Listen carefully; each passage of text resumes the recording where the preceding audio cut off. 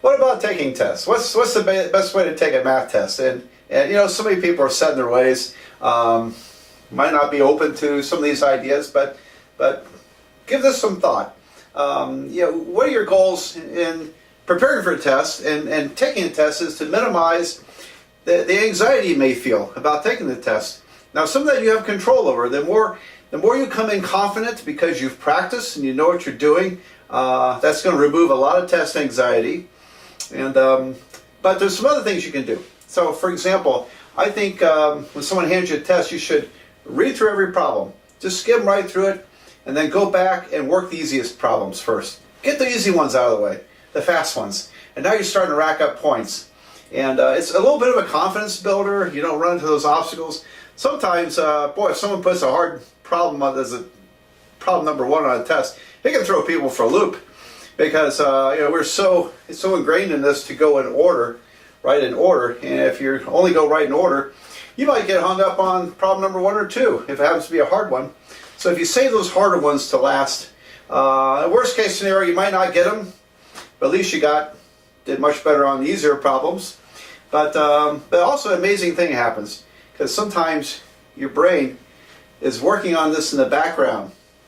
You've read all the problems, you've got them up in your head a little bit, and as you work the easier ones, ideas may come to you on how to solve the harder problems. So I can't tell you how many times that happened for me. I would always work the tests out of order, and then toward the end, when I got to the hard ones, sometimes by then I've got some ideas on what to do or how to work it. And also, you need to watch the clock, or watch the watch. Well, I don't have a watch on, but I always wear a watch when I go to work, and I certainly did when taking tests. So make sure you keep track of the time, and make sure you're getting the easy ones out of the way so you rack up some points. So watch the clock. Do them out of order. Easiest first. Work toward the hard ones. What else can you do? Well, use all your time. Don't you know, there's sort of a fight or flight response in some students to test, that they just can't wait to get out of there. And I've seen this many times.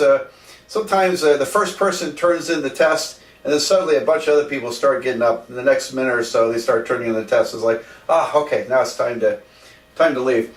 Don't follow a herd on that. You know, if you're say you're given an hour for a test and you got 10 minutes left, and you're done, don't leave. Go back over the test. Now, there's this really misconception that your first answer is supposed to be your best. I don't know, maybe it works for some multiple choice tests in other courses besides math.